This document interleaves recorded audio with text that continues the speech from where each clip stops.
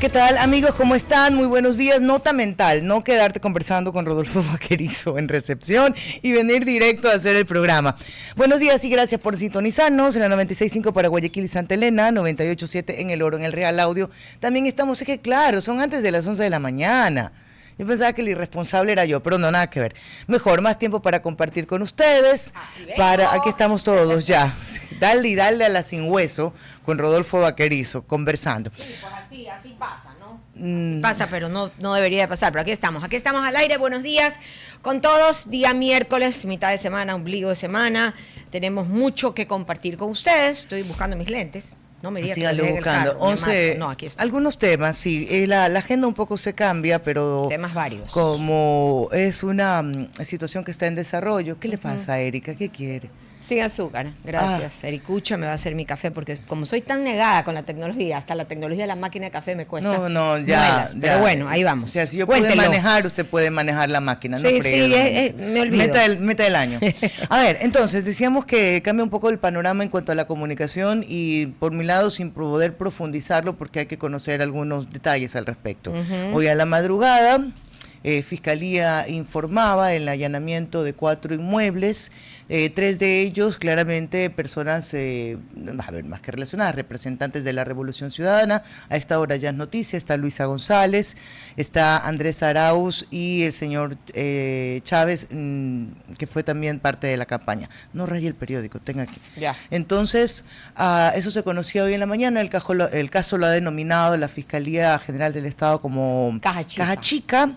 Y está relacionado con información, con la campaña del año 2023, la campaña presidencial y de dónde provenían los fondos para sostener esa campaña. Esto no nace del Consejo Nacional Electoral, por si acaso, que es el que debe velar por el uso y el manejo y de dónde provienen los recursos y cómo estos también son gastados. Esta información proviene, ya les voy a dar el dato exacto, porque acá lo tengo para no dañar ningún tipo de, porque tratándose de temas judiciales no se puede. Este allanamiento se da por una denuncia con reserva de identidad, ese es el término, reserva de identidad, y que según la periodista Sara Ortiz fue presentada en diciembre de este año. O sea, ha pasado poquísimo tiempo y ya la Fiscalía realiza un allanamiento. Estos allanamientos en varias propiedades son parte de una investigación por presunta, así lo dijeron, delincuencia organizada con fines de lavado de activos. Se da en Pichincha, se da en Guayas, decía ya María Fernanda, Luisa González es ex candidata a la presidencial de la Revolución Ciudadana, es una de ellas, Andrés Arauz, y también Patricio Chávez y otras personalidades más de la Revolución, una más de la Revolución, pero en todo caso, la tesis de la Fiscalía es que este dinero ha sido ilícito, ingresado desde Venezuela para financiar, como usted decía, Maffer, la campaña presidencial del 2023 del binomio Luisa González y Andrés Arauz. Bueno, para no estarle dando vueltas a esta información, así haciendo una repetición de lo mismo, lo último que hay que mencionar por tener coherencia, que la Fiscalía debe investigar los casos que son denunciados. Ahora, con los allanamientos siempre se espera que se tenga una cantidad de pruebas o el objetivo de tener pruebas que sean lo suficientemente fuertes como para poder iniciar un caso. Se han dado allanamientos en los que no han culminado con el inicio de ningún tipo de proceso. Pero ahora son ocho personas las que están siendo investigadas, desde Rafael Correa, Luisa González, Andrés Arauz, Patricio Chávez, Fausto Herrera, Patricio Rivera, Vivian Hernández, todas esas personas están siendo investigadas. Sí. Ahora, ¿qué posibles sanciones habrían, Maffer? Según el COIP, delincuencia organizada con fines de lavado de activos puede acarrear penas de hasta 30 años de prisión para los autores y 22 para los colaboradores en este caso. Decía que es importante que la Fiscalía siempre trabaje, la Fiscalía debe investigar, la Fiscalía debe cumplir con su rol, pero por coherencia también seguiré cuestionando los tiempos y lo selectivo que puede ser la Fiscalía, lo dije antes con la señora Diana Salazar, agilidad para unos, muy lenta para otros. Y en este caso me quedo con la misma sensación, una denuncia presentada con reserva de identidad en menos de un mes te lleva a hacer allanamientos. Sin embargo, hay otros casos en los que se esperaría también respuesta por parte de Fiscalía y son los últimos que se conocen, mencionando aquellos donde nos ha quedado la duda de cómo han procedido a autoridades o gente relacionada al gobierno nacional. A mí me parece que de cajón, por ejemplo, deberíamos saber qué está pasando en la compra de en el intento de compra de 93 hectáreas. O sea, la interrogante cabe. ¿Qué ocurrió ahí? ¿Qué hace Fiscalía en estos casos? No quiere decir que no actúe en lo otro, por si acaso. O sea, insisto en que la Fiscalía debe cumplir su rol. Y quien haya roto la ley, quien haya cometido un delito, lo que las personas honestas esperamos, honestas y no fanáticas ideológicas esperamos, es que cumpla su condena. Pero yo me quedo con la sensación de que es un acto, no puedo decir de persecución, pero sí de justicia selectiva. No, y sobre todo que también en el contexto nacional algo adicional, pues no, que esto ocurre después de lo que también sucedió con el alcalde Aquiles Álvarez, que hizo también el día de hoy declaraciones críticas al gobierno nacional, que las vamos a repasar luego por el caso AAA, y ahora pues se junta con el de caso Caja Chica. Son distintos, pero se investigan igual a personajes políticos del movimiento Alianza País o relacionados. El inconveniente, yo creo, Doménica y María Fernanda, y queridos oyentes, hola con todos, es que efectivamente la percepción de muchos es lo que María Fernanda señaló, ¿no? Que en ciertos casos sí, en otros no, con unos casos van con más fuerza, en otros no. Hay situaciones o presuntos delitos que se han denunciado que no han tenido, digamos, esta, entre comillas, celeridad, sin perjuicio de que en este caso aparentemente existe una versión de un testigo protegido que es el que da indicios a la Fiscalía para iniciar los allanamientos en la madrugada del día de hoy a estos personajes que son públicos, son conocidos y que evidentemente van a tratar de llevar el discurso hacia el lado político, y en este caso puntual, digamos que tienen un argumento para hacerlo por este tema de la selectividad. Pero también coincido con María Fernanda en que, sin perjuicio de que se pueda percibir esto de aquí, esta selección puntual a determinados casos, no es menos cierto que si hay una versión de un testigo colaborador, la Fiscalía tiene que actuar, sí, definitivamente. Aquí no hay que lavarle la cara a nadie ni decir, no, esto es una persecución política. No, a lo mejor, y la Fiscalía tiene elementos suficientes, pero la gran pregunta es, y en los otros casos, ¿por qué no? En el caso, por ejemplo, denunciado el día de ayer también con el juez, con el asesor jurídico que se divorció en un mes, lo cual es imposible en este país, deben haber actos urgentes porque evidentemente hay algo chueco ahí. Claro.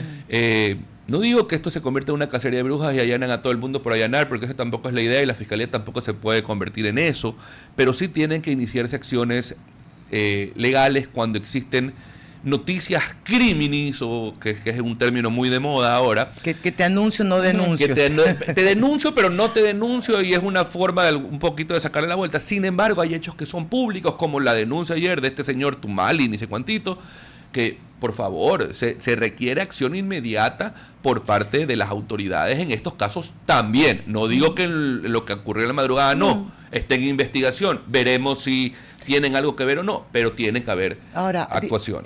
Lo que sí sé es que a las 11, quizás ya comenzó, habrá una rueda de prensa de la Revolución Ciudadana. Quien va a ser su vocera será la señora Luisa González. ¿Le parece si le ponemos pausa a esto? Porque es casi que una noticia en desarrollo y pasamos a otro tema. Sí, vale. Sí, mientras tanto también revisamos en redes y nuestro equipo informativo a ver si ya se empezó a dar la rueda de prensa y podemos compartir con ustedes algunas de las noticias que se están dando en ese momento. Perdón si rompo un poco la dinámica esta que está muy enfrascada en la política y hablamos un poquito de la política pública y de la ley.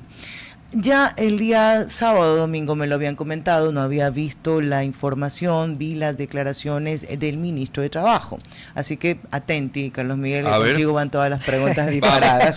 Que de esto sí le puedo responder sin dudar de nada. Lo sé, por eso vine con esto. Oye, hay algo que se llama la A ver, el ministro Harold Burbano está proponiendo algo que él ha llamado como la jornada irregular. Lo digo así, al detalle, como él lo ha podido explicar. Esta jornada irregular consistiría en un acuerdo entre las partes empleado-empleador para marcar tu jornada de trabajo, que pudiera llegar, o sea, nunca exceder a las 10 horas y tampoco podría sobrepasar los 6 días de trabajo. ¿40 horas a la semana? Sí, la idea es que se cumplan las 40 horas, pero esas 10 horas pueden estar distribuidas en horarios, no, digamos que yo voy a quedar con Otto, de que voy a trabajar, solo el lunes voy a trabajar 10 horas, pero como me cogería la jornada, que hoy, si yo hiciera esto, Otto me tiene que pagar horas extras, bajo esta modalidad de jornada irregular, ya no se pagarían las horas extras. Mientras cumpla con las 40 horas a la semana. Sí. Claro. Okay. A ver, pero es que esto ya existe, y esto nació en el año 2020 a través de 4 acuerdos ministeriales, acuerdo ministerial 220, 221, 222 y 223 del año 2020, emitidos por el ministro Andrés Ich de la época, en el cual se generaron modalidades contractuales que se llama contrato productivo, contrato joven de emprendimiento y contrato para el sector turístico. Estas modalidades contractuales que salen post pandemia para efectos de tratar de evitar la pérdida de trabajo, sobre todo en los sectores más golpeados, productivo y turístico, terminan estableciendo una modalidad contractual en la que tú puedes repartir las 40 horas del trabajo en 6 días, de formas en las que no puedes trabajar hasta 12 horas diarias, pero nunca más de 40. Y efectivamente, el efecto es que no pagues horas extras. ¿Y cuál era el ejemplo claro que nosotros en su momento poníamos? Si tú en un restaurante necesitas a más personas, viernes, sábado y domingo, necesitas más horas, ¿ok? Entonces estas personas van a trabajar 10 horas, viernes, sábado y domingo. Pero los días miércoles, jueves, van a trabajar 6 horas. Ok, ¿ya? completas las 40. Completas las 40 y evidentemente tienes un día obligatorio de descanso. Ya no son 2, sino es 1 por esta misma alternativa que tú tienes de poder dividir esta jornada. Y esta modalidad también se encuentra establecida en el contrato especial emergente, que también sale luego de la ley de apoyo humanitaria. No me parece una locura, me parece algo que es válido para determinados sectores productivos que necesitan más tiempo, más personas, determinados días, y evidentemente tener personas trabajando, por ejemplo, 10 horas un día viernes, te representa pagar 2 horas extraordinarias, suplementarias, dependiendo de la hora que esté. Entonces, efectivamente, es un beneficio para el empleador porque no tiene esa carga de horas extras, pudiese entenderse como un perjuicio al trabajador. Sin embargo, no es que estás trabajando en exceso. Más de 40 horas a la semana. No hay horario extra porque no cumples más, o sea, pasarías de 10. Si no cumples las 40. Si no cumples las 40. Perdón, tendrías que cumplir solamente las 40. Correcto. Sí. Si cumples 1 hora más, 2 o 15 horas más, sí, bueno, ahí estaría. Pero sabes que a mí me gustaría tener estadística para saber si esto ha funcionado, si realmente se usa. Yo le puedo decir, yo creo que es algo que le podemos preguntar al ministro o a la gente del ministerio, cuáles son los contratos que más se utilizan actualmente en el país. Pero a ver si se justifica. Turismo de cajón es el contrato indefinido, la modalidad típica contractual que existe en el país. Ahí hay, no sé, unas 500,000 personas. Y esas en actividades como turismo, por ejemplo. Esas actividades generales. En todo el mundo, cuando contratas. Pero de las que más se dan en el país, ¿tú crees? Turismo, no sé, por eso digo, tengamos estadística. Y de ahí, el segundo contrato que más se utilizó a partir de su nacimiento, es el contrato especial emergente, que es un contrato a plazo fijo que desapareció en la ley en el año 2015 por algún genio ideológico que se le ocurrió que el plazo fijo era un atentado. Ya, espera, que ahí te comienzas a subir. Vamos bajando de revolución ahorita.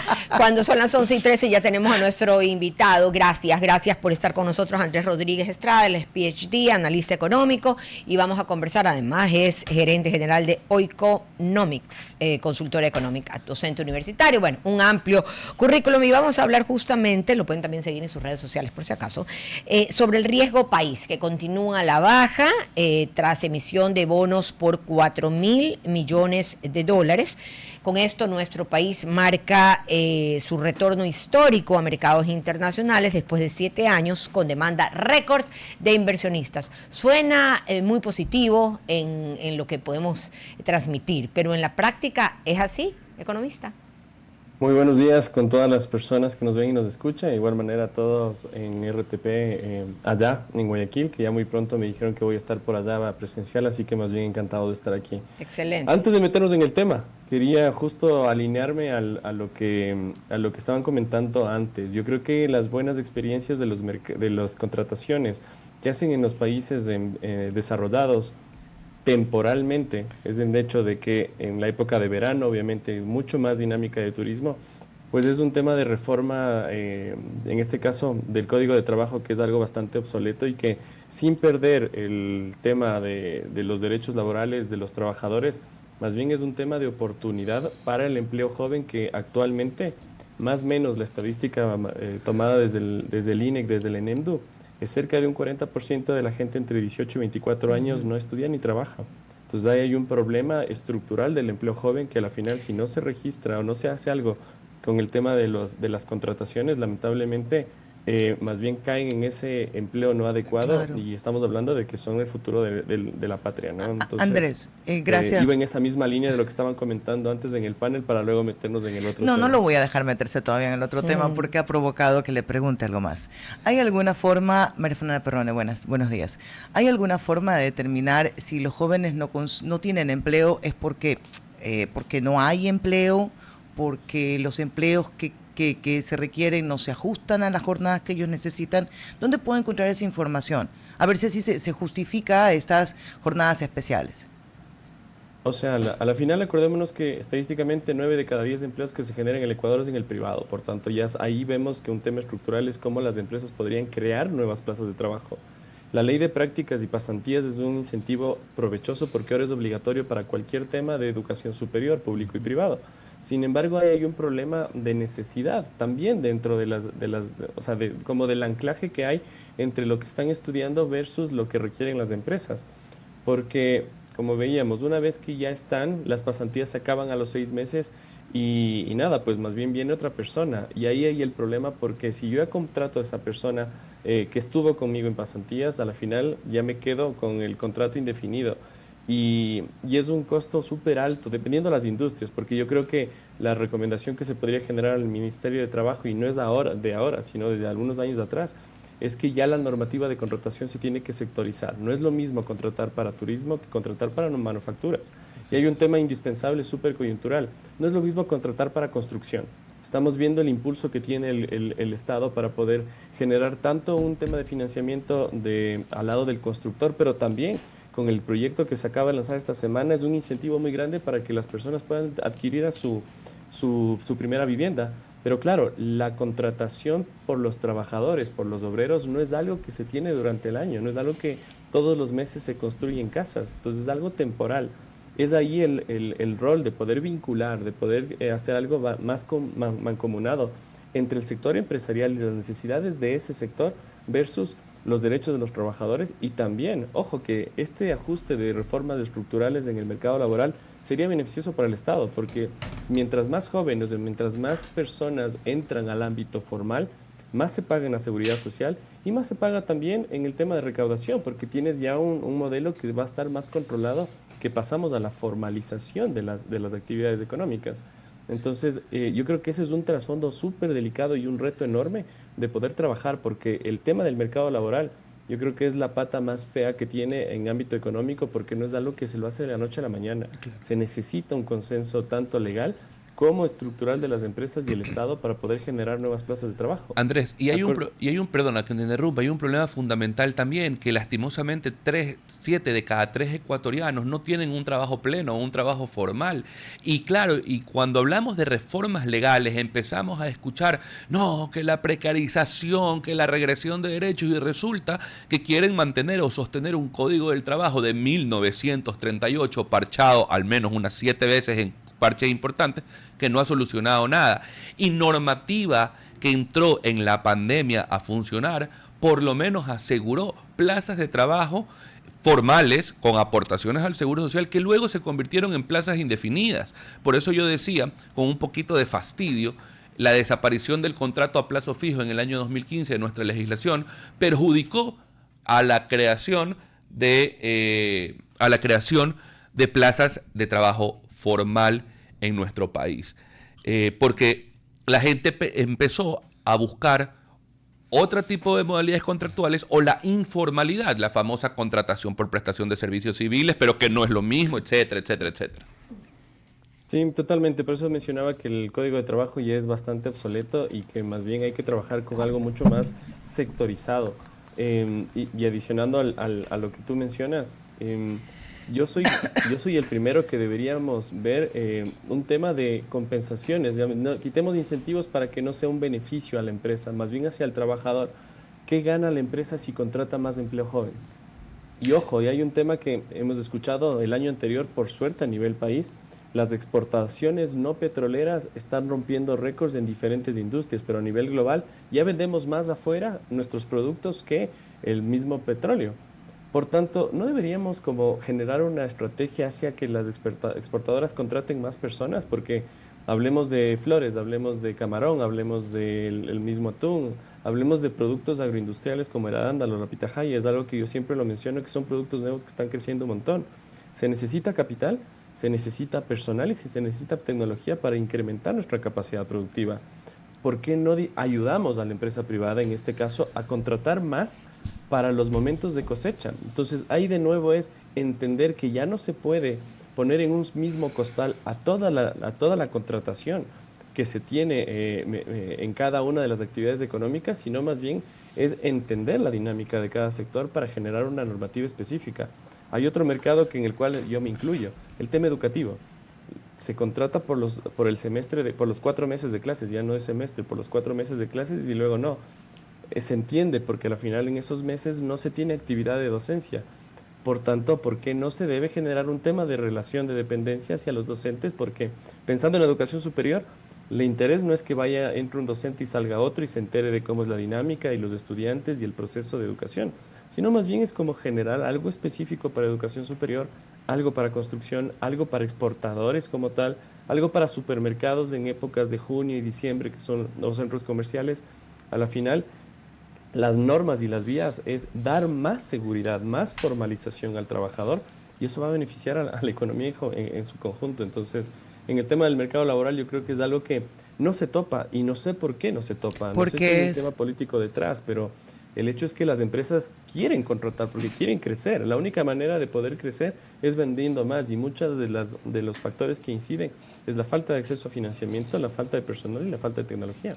No se lo toca. Bueno, sí se lo ha tocado. Recuerdo usted que se hizo también una consulta popular para hablar, para que nos pronunciemos sobre la jornada por horas. Creo que hay una representación que no está de acuerdo con los tiempos de cómo se está moviendo el trabajo ahora y que no necesita estar 8 horas en un solo lugar. Oiga, que nos hemos desviado un poquito nada más, pero aprovechamos los últimos minutos para concentrarnos en el tema. Ecuador sale airoso, felicitaciones por el retorno, pero ¿qué significa esto para ahora el Ecuador y unos 10 años más? Yo creo que hay dos señales ahí relacionando a lo que está generando la disminución del riesgo país y en este exitoso proceso de renegociación de deuda externa por el medio de los 4.000 millones de dólares que anunció el Ministerio de Economía y Finanzas. Por el un lado, yo creo que la señal que se está dando a los mercados internacionales es positivo, de que se está ordenando la casa, por más que existen un montón de problemas estructurales que no están solucionados, pero ya quisiéramos y hubiéramos querido en mucho tiempo atrás de poder tener financiamiento más barato por justamente este tema de la baja de menos de 500 puntos en el riesgo país. Pero la noticia de esta semana es que, claro, primero, muchos estaban escépticos de que Ecuador va a salir a vender bonos y quién le va a comprar. Y es ahí en donde el resultado, en menos de 15 días, existe como síntoma récord de que ha habido un montón de inversionistas de afuera interesados en comprar bonos de Ecuador. Y eso es algo que hay que aprovechar estacionalmente. ¿Por qué? Porque los números a nivel público, a nivel de privados, hay algunas cosas que podríamos enfatizar, pero a nivel público está justamente como ordenando y poniendo ajustes estructurales para poder mostrar esa baja de riesgo país. Acordémonos que el riesgo país es la posibilidad de no pago de deuda. Entonces, claro, si está bajando, es bueno para el Ecuador, aunque todavía no llegamos a niveles como Colombia y Perú, que son menos de 350 en Colombia y 160 aproximadamente más o menos en Perú también. Entonces ahí sigue el reto de poder seguir bajando. Pero ahora, en esta semana, estamos teniendo una, como una recompra de bonos, llamémoslo así, de poder pagar menos ahorita y alargar el plazo.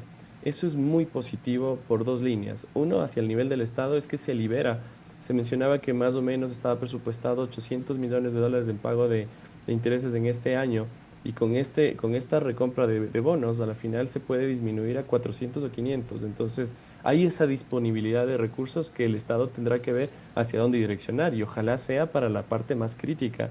Actualmente estamos hablando de salud, el tema energético, el tema de seguridad.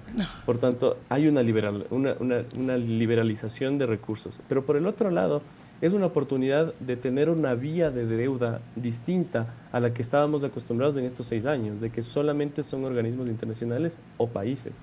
Y en este caso estamos viendo de que el mercado internacional de capitales se está moviendo, y que puede ser una vía de otro tipo de endeudamiento. Lo que sí, como crítica que se lo suele estar diciendo ahora, es que está cogiendo deuda para pagar otra deuda. Lamentablemente somos un país endeudado, entonces frente a los mecanismos, no tenemos moneda propia como para ejecutar políticas de política monetaria, valga la redundancia. En la parte fiscal no se pueden manejar más temas tributarios.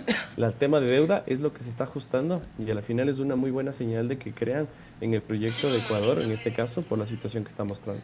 Andrés, al final me quedo siempre con este interrogante, porque Ecuador no cambia su política productiva, siempre está hablando de la tributación y del endeudamiento, pero no de la producción como una salida realmente económica, porque como usted lo acaba de señalar, eso es patear un poquito la pelota. Ahora nos podemos relajar, digamos, un poco, pero el problema continúa.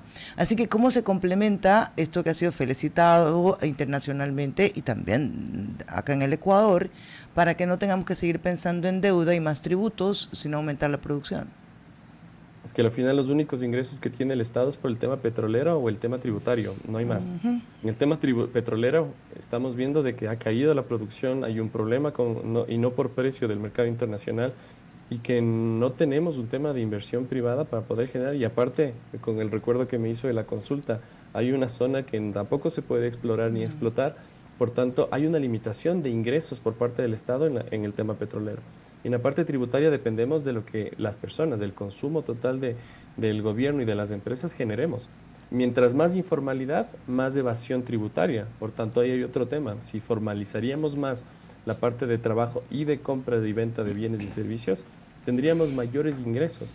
Y por el lado de gasto, es el reto más grande del Estado de poder ser más eficientes en ese gasto. Entonces, por eso mencionaba de que el hecho de poder tener esos recursos disponibles es ver en dónde invertir, pero a la vez también hay que ejecutar algunas otras políticas de poder reducir el tamaño del Estado, ser más eficientes, de poder ver ciertos rubros de ahorro. Ya se bajó también el tema del subsidio al diésel, y que son medidas que al final la idea es medio contrarrestar ese déficit que tenemos del año anterior y obviamente acarreado de los últimos años. Lo que sí, y comparto, es que no podemos entrar en dudas, ya hablando a nivel futuro, de que todos los años los pongamos en ver si es que llueve o no llueve para el tema energético.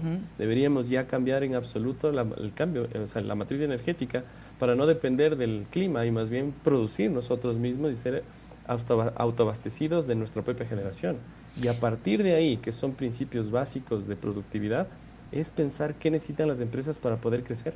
Y uno de los puntos que acabamos nosotros como Economics, estamos acabando de hacer un proyecto para Ecuador y Bolivia, en el cual hemos analizado 3 sectores aquí a nivel país, y uno de los problemas para poder crecer en producción es el tema de acceso a financiamiento. Es muy caro tener préstamos acá, y buscan en organismos como el Banco Interamericano de Desarrollo o en Panamá. Entonces ahí hay otro tema de que deberíamos ya no solamente dedicarnos a analizar la parte pública, y concuerdo contigo, sino también ya en ver qué necesitan las empresas para poder crecer, para poder mejorar sus procesos productivos, y a la vez poder llegar a tener mayor contratación, que es el objetivo. Andrés, le agradecemos por haber estado con nosotros. Que tengan un muy buen día. Encantados, y hasta la próxima. Gracias. Andrés Rodríguez Estrada, en la noticia económica de la semana, creo que queda así. 2 notas, vamos a tener que ir cambiando, creo que el guión. El día de hoy, el secretario jurídico, el doctor Enrique Herrería, ha presentado 2 proyectos económicos urgentes.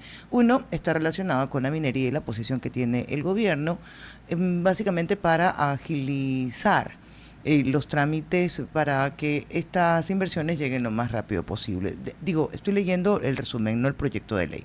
Y la otra, ahí va a ser. A ver, dijo y ahí va a ser. Es Va dirigida para los gobiernos autónomos descentralizados. Okay. Y de lo que puedo entender en estas declaraciones es limitar, no sé si sea la palabra, sobre los gastos o el tipo de gastos que tengan los gobiernos autónomos descentralizados, hablando básicamente de los gastos corrientes que tienen. Sin leer el proyecto, me parece a mí que los gobiernos, aunque sean autónomos, deben tener limitaciones. O sea, tú no puedes, lo hemos conversado en varias oportunidades, gastarte $2 millones en una fiesta cuando tienes todavía el 30 o 40% de la población que no tiene los servicios básicos. Agua potable. Sí, o sea, en eso, te digo, agua potable, alcantarillado, no sé. Hasta hoy en día ya recolección de basura. Todo eso en cuanto a servicios, pero también en la parte humana, ¿no? La recomposición del tejido social, que es lo que tanta inseguridad nos lleva al final y al cabo, y es lo que tiene la deuda los gobiernos seccionales y el Estado en general. Entonces habrá que leerlo, ya son 2 proyectos de carácter económico urgente. Lo que sí dijo el doctor Enrique Herrería es que podía asegurar que había unidad de materia. Y esto lo acaba de decir hace una hora, exactamente. Y ya el presidente de la Asamblea los ha recibido y ha anunciado que los ha recibido y que se le hará el trámite. Entonces, música, por favor, que voy a hacer como siempre una recomendación, pero también una buena noticia, aparte de contarles que hace unos días iba yo manejando en mi vehículo, y lo vengo diciendo ya desde la semana pasada porque en realidad me parecía importante compartirlo. Los frenos de mi carro fallaron y en ese momento obviamente yo no me preocupé de mi auto, sino de mi familia. Ahí entendí realmente y con dolor, porque por suerte no sucedió nada, pero digo con dolor porque uno como madre se preocupa, ¿no? Que la seguridad no se improvisa, la seguridad se va construyendo, la seguridad se construye, y por eso desde entonces confío en SIM, Mantenimiento Automotriz del Grupo FJ, porque allá no solo se arreglan autos, cuidan de ti y de lo más preciado que tienes, que es tu familia. Por eso confío en SIM. SIM, cada revisión que hace, usa tecnología de punta, manos expertas y un corazón que entiende que detrás de cada volante hay sueños, responsabilidades y seres queridos. Yo soy cliente y testigo, por eso digo sin dudar, mi tranquilidad tiene nombre y se llama SIM. Están ubicados en Mapa 5 Oeste, Avenida Sexta y Calle Tercera. Síguelos también en Instagram, su cuenta es SIM-FJ, Facebook FJ SIM, Centro Integral de Mantenimiento, y TikTok SIM FJ Oficial. SIM, la fuerza que mantiene tu vehículo y tu operación en marcha. Y antes de irnos al corte comercial, aquellas personas que me están escuchando en este momento y que quieren una alineación gratuita de su vehículo pueden ir miércoles, jueves, viernes y sábado y decir que escucharon Cuarto Piso, Doménica Tabaqui. Así que vayan directamente a SIM por esa alineación gratuita. 11:32, pausa y volvemos. RTP 96.5, a la conquista del mundo digital. Presenta sus nuevas instalaciones y tecnología de vanguardia. Renovamos nuestro compromiso de seguir brindando contenido útil y de la más alta calidad. Programas de opinión con referentes de la comunicación. Noticias para contar todo lo que está pasando en todo momento. Una variedad de segmentos con lo que necesitas saber. Y asociaciones internacionales estratégicas. Todo para mantener a nuestra audiencia y seguidores siempre bien informados. Siempre en RTP. Buena compañía. Ok, estamos de regreso, 11:39 en RTP 96.5 para Guayaquil y Santa Elena, 98.7 en El Oro, en el Real Audio. También estamos en www.rtp.es. A ver, oye, te invito a que revisemos yo la verdad ya no entiendo, como dice una amiga, ya no entiendo es nada. No sé qué está pasando con los líderes. ¿Tú has visto la posición que ha tenido el presidente Donald Trump contra el presidente Gustavo Petro? Claro. Por cierto, las declaraciones de Petro, qué hombre tan horroroso para hablar, cosas inapropiadas que a nadie le interesa. No, es ordinario. Desubicado. Tú no puedes hablar, un presidente hablando de cómo es en la cama, hazme el favor. O sea, que se han perdido todas las líneas. En serio, no digamos del pudor, ya de la educación, de la cordura. Un jefe de Estado que tiene que ser ejemplo, por Dios, para las juventudes, para todo el mundo. una vergüenza. Mí no entender, pero aparte de mí no entender eso, no entiendo a qué juegan los líderes políticos. Entonces Trump le dice a Petro de todo, ¿no? Y casi que prepárate porque así como a Venezuela, cuidadito y también podemos actuar, porque el único que Estados Unidos ha dicho que persigue es la lucha contra el narcoterrorismo, ¿cierto? Hasta ahí voy. Hasta ahí vamos. Entonces le quitaron la visa. ¿Voy? Vamos. Entonces ahora le vuelven a dar la visa. ¿Se la volvieron a dar? Porque se va a reunir con Trump. Bueno. En la Casa Blanca. A ver, Trump es un líder que yo he visto que presiona y te aprieta las tuercas y luego después te afloja, conversas y llegas a acuerdos, y si llegas a acuerdos bien, y si no, te vuelve a ajustar las tuercas. Ha pasado a nivel mundial con distintos líderes. No sé si es la forma adecuada, pero a Trump de alguna u otra forma le ha servido y ha tenido a los líderes opositores, entre comillas, con cabecita gacha. Yo pues ya te digo una cosa, pero no estamos hablando de cualquier líder señalado por el presidente Trump. No estamos hablando de cómo se mofó del ministro de Canadá. No estamos hablando de eso. No estoy refiriéndome cómo lo trató a Zelensky en esta reunión de la Casa Blanca, que hasta fue criticado por cómo estaba vestido.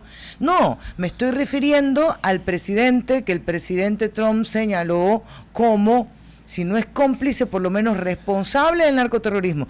Y sí creo que en algún tipo de negociaciones hay personas con las que no te sientas a negociar. Cuidado y llega a Estados Unidos. Pero cuidado, no, pues, pero ojo, cuidado y llega a Estados Unidos y lo coge en Estados Unidos y no regresa a su país. Sí, no sabe. Cuidado. O sea, ya, mira que no lo había pensado porque yo creo que no se puede actuar así. Pero igual, la intención es esta, o sea, tú estás señalándolo como responsable del narcoterrorismo, dices que lo ha fomentado, dices que lo ha incentivado. Por otra parte, Ecuador le dice, tú no estás haciendo lo que debes y me la estoy jugando porque estoy encareciendo todo. Y de repente se van a reunir en la Casa Blanca. Sí, es la historia de la política, ¿no? Explícame. Por eso es que pierden tanta credibilidad los políticos y la actividad como tal, porque hay este tipo de situaciones. Entonces la ciudadanía del mundo hoy en día, porque las noticias vuelan a la velocidad exactamente de un clic, es una decepción mundial que tiene la ciudadanía en general por el tema político. Maffer, ¿usted iba a hacer algún tipo de comentario o algo que quedamos pendiente antes del corte o me lo estoy inventando? No, seguramente. Entonces yo voy con el enlace radial de todos los miércoles del alcalde Aquiles Álvarez, que hice un pequeño resumen. Sí, rechazó las críticas y defendió su gestión frente al gobierno nacional. Críticas van, críticas vienen. Eso es como que pan de todos los días ya entre el gobierno nacional, lastimosamente, y el alcalde Aquiles Álvarez. Señaló que no puede callarse porque fue elegido para defender a Guayaquil.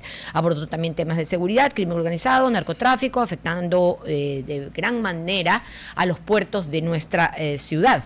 Criticó además lo que considera dilación en procesos judiciales y puso en evidencia supuestas deficiencias en combate al crimen. También defendió el descenso de delitos de oportunidad en ciertas zonas con estaciones de atención municipal.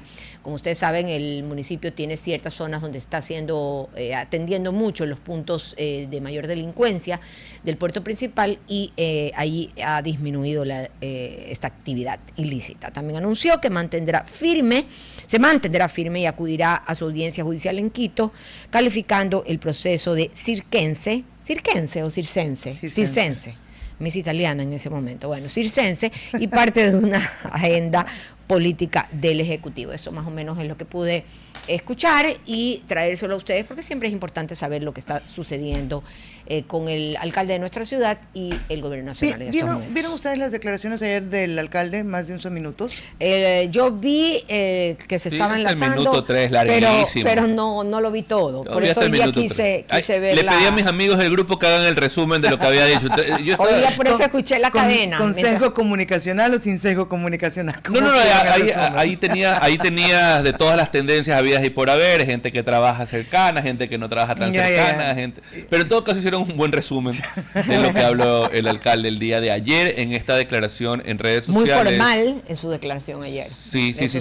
Hasta lo que pude ver. Dice formal en la cuestión de imagen, la posición, el escritorio, banderas. El sillón de Olmedo. Banderas, el sillón de Olmedo, el saco y corbata. Eso también es un lenguaje, ¿no?, comunicacional importante en la política. Por supuesto, no, definitivamente es un tema donde el alcalde está tomando acciones o está hablando, ¿no?, sobre temas puntuales, pero también creo yo que aprovecha el momento para decir que es lo que está viviendo en el caso AAA es una persecución y que él no ha dilatado y no ha buscado dilatar. El abogado ha salido también a hablar ¿Cómo mucho, que ¿no? cree? Evidentemente lo hizo en los últimos minutos. Él habló de su caso. Es que sabe que es que como no vi los 11 minutos, no puedo hablar con certeza, por eso digo. Pues hombre, que Ya, sí yo ya ver, compartí vaya. la cadena de hoy. Ahora usted comparta, Mafer, lo que dijo ayer. A ver, básicamente hace una recopilación muy buena de las falencias del gobierno nacional. Hace una crítica durísima hacia las ausencias del presidente, la carencia... Las ausencias físicamente. Las ausencias de política pública, además, okay. ¿no? De lo que significa salud, pero comenzó hablando básicamente de los puertos en la ciudad de Guayaquil, de la preocupación que hay, de la falta de acción que se tiene, de un plan de seguridad que no existe. O sea, fue un resumen de los reclamos que se puede hacer al gobierno nacional por falta de gestión y también por falta de resultado. Pero también incluyó en esa serie de declaraciones su crítica, su cuestionamiento al sistema de justicia. Habló del señor Mario Godoy, por supuesto que sí lo hizo, y luego habló también de la ciudad de Guayaquil y de sus necesidades. Terminó hablando de su caso del AAA y diciendo que nunca se va a rendir, que hay que seguir resistiendo, y algo que dijo, dos cosas que deberíamos tener. Bueno, la primera es que yo siempre pregunto por qué ahora salir con esas declaraciones.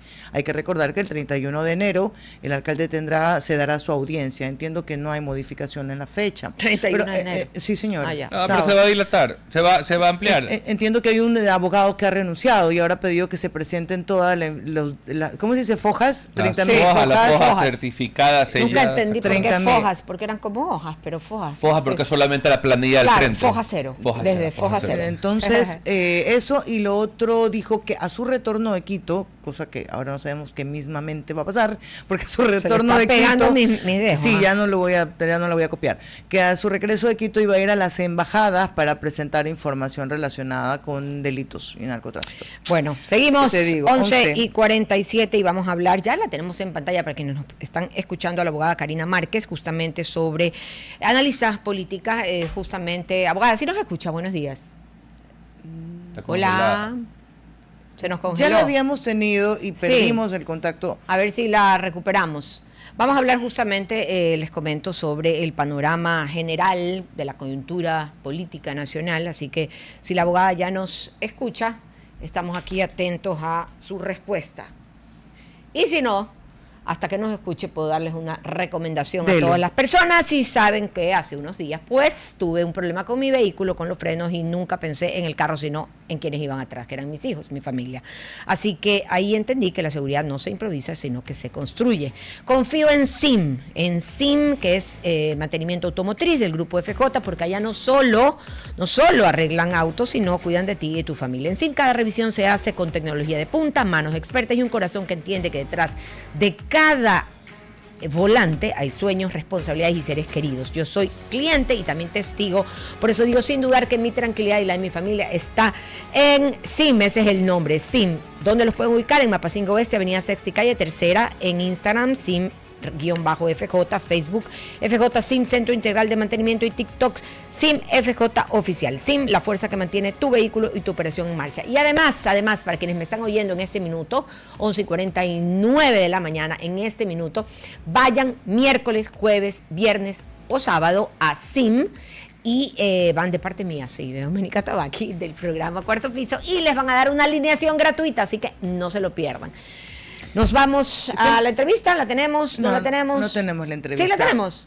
No, que no espere, la tenemos. que aquí es lenguaje de señas, entonces Que no hay otra forma de comunicarse. A ver, vamos un poquito a los Estados Unidos. Hay una encuesta que refleja que el 54% de la población está en contra de las medidas migratorias del presidente Donald Trump.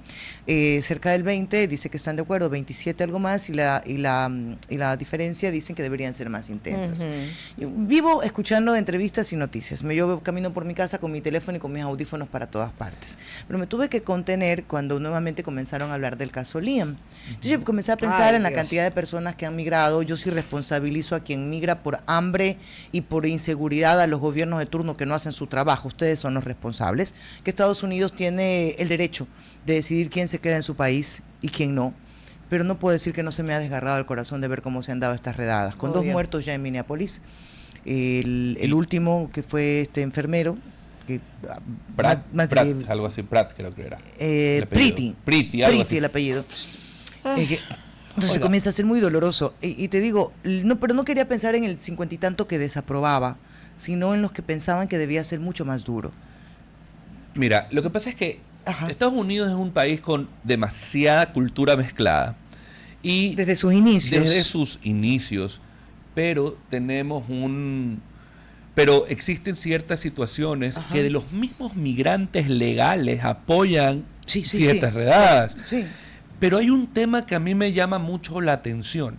Que acabo de ver una estadística respecto de las deportaciones que hubo, por ejemplo, en el gobierno de Obama versus el gobierno de Trump anterior y versus el tiempo que tiene en la actualidad. Incluye el de Biden. Incluyo a Biden, por supuesto. Sí. Es una brutalidad las deportaciones que existieron en estos dos gobiernos comparado a lo de Trump. Sí. Sin embargo, la agresividad que se ha percibido y que hemos visto por parte de el ICE ha sido algo que yo creo jamás o nos hemos dado cuenta porque no nos hemos enterado, pero evidentemente nos llama a la reflexión, y yo creo que ha llamado a la reflexión al mismo gobierno de los Estados Unidos porque ha retirado de Minnesota a todos los... No, y además que ese caso de Liam es uno que refleja la realidad de lo que sucede en las fronteras de diversos países, no solamente de Estados Unidos. Y eso que tú dices, Carlos Miguel, es tan real, ¿no? Los mismos migrantes que son ya legales en un país están en contra de la migración ilegal porque también han tenido que batallar duro para tener todos sus papeles en regla y ser ya ciudadanos migrantes nacionalizados. Hay un buen amigo migrante que me dice, que tiene ya años allá, me dice, pana, yo estuve 10 años escondido porque no tenía los papeles, me saqué el aire, hice todo, pero fue un proceso de más o menos 8 años entre que llegué y regularicé. Hay personas que tienen 25 años y nunca les ha interesado regularizar, entonces te empiezan a dar este pitch que tú dices, bueno, hay un argumento. Ahora, las formas. Sí, son las formas. Para mí las formas. Y también yo creo que es un problema y una realidad a nivel mundial que ya todos los países están ya saturados de los migrantes y que no quieren más migrantes y menos ilegales. Porque le quitas el espacio a los propios. Ese es otro argumento difícil. Que yo lo digo como nieta de migrantes. Es complicado hablar de eso, definitivamente. Mi abuela... Creo que, entonces siempre hay ese espacio. Y la cuestión, todos más o menos. Mire, mi abuela migró. Ese es el punto, pues, Doménica. Mi abuela migró ilegalmente a los Estados Unidos en 1990 y no regresó al país, si no me equivoco, hasta el 2002, donde pudo regularizar su situación como residente. Y si no me equivoco, recién en el 2012 pudo ya tener su ciudadanía. Sí, yo entiendo que son procesos, yo entiendo que la migración te expulsa, por eso decía que cuando hay esa migración por hambre o por inseguridad, oye, yo solo puedo responsabilizar a los gobiernos de turno, pero las formas siempre van a ser importantes. O sea, yo no me imagino, lo siento, tengo una hija de 6 años y no me la imagino que me la lleve presa, verla en una jaula. Me pueden responsabilizar a mí, sin lugar a dudas, pero todo con el adulto, no con el niño. Tú decías que le ha bajado el tono, sí, porque luego del asesinato de la mujer que dijeron que intentaba atropellar a este agente del ICE y luego con el señor Priti, que dijeron que él estaba protegiendo a unas ciudadanas pero que venía armado, pero que nunca se mostró que tenía el arma, salió Donald Trump a decir, el presidente Donald Trump a decir, ok, está bien, aunque la Secretaría de Seguridad dijo todo lo contrario, van en el tono de irle bajando a la presencia. O sea, ya sabes que en Estados Unidos, como decía, hay muchos que lo aplauden y quieren más dureza. Hay otros que lo rechazan, son parte de bancos de alimentos que van llevando comida para los que no pueden salir de la casa a alimentarse, pero hay algo para mí de fondo que es como lo que usted tocaba, Doménica, es qué pasa con la migración y cuando la hablamos sin hipocresías. Claro. Cuando hablamos de algo que a muchos sí les molesta, cuando esto se convierte realmente en un problema. Vamos viendo el ejemplo ecuatoriano. Yo creo que a veces nos traspolamos a los Estados Unidos, pero en el Ecuador vivimos lo mismo y nos pasó con este flujo enorme de ciudadanos venezolanos que vinieron al país. Colombianos en su momento también. Peruanos antes de los colombianos. Entonces, cierto es. Nuestro país ha sido también receptor de muchísimos migrantes responsables de los gobiernos, y estoy totalmente de acuerdo. La gente que salió huyendo de Venezuela para venir acá a buscar mejores momentos. Y existen los migrantes buenos y los migrantes malos. No, y nosotros mismos a otros lados también. Los ecuatorianos a los Estados Unidos, España. a España, a Italia. Claro. Entonces somos un país migrante y de inmigrantes. Inmigrantes, así es. Y el tema es cuando existe una comunidad adecuada o nos empezamos a llevar bien con los extranjeros, todo en orden, pero cuando empiezas a ver delitos que se cometen reiterativamente con por ciudadanos extranjeros, tú dices, claro, aguántame un ratito. O cuando empiezas a ver que al extranjero le pagas $200 el mes y al ecuatoriano tienes que pagarle 482, dices, no, pues consigo mano de obra. Si no, vaya y dése la vuelta, y eso sí es una invitación al Ministerio del Trabajo para que se dé una vueltita por los restaurantes allá del centro de la ciudad. Pero haces colección, cariño. En Quito tienes más venezolanos que en Guayaquil, para ver si tienen el estatus migratorio, primero regularizado, y segundo, si no lo tienen, hay todas las facilidades del mundo para poderlo regularizar. Hubo un tiempo, señores, alguna limitación, pero podemos venir mañana con este tema. Nos acaban de despedir, no más despido, por favor. No. Solo aquí decimos chao hasta el día de mañana con Mafer Perrone y conmigo hasta el día viernes y Carlos Miguel. Tú, bueno, tú eres suspenso. No, tú tienes que venir. No Carlos Miguel es así como el Joker, de repente no sale, de repente no sale, pero casi siempre aplaudimos cada vez que vienes. Gracias a ti. Gracias, hasta mañana. Hasta aquí, Cuarto Piso. Control Master Marisela Basantes. Transmisión digital Gerardo Díaz. Coordinación de entrevistas Diana Raimondi. Redes sociales Erika Eras. Edición Oscar Saavedra. Dirección Javier Gamboa. Todos los derechos reservados. RTP 2026.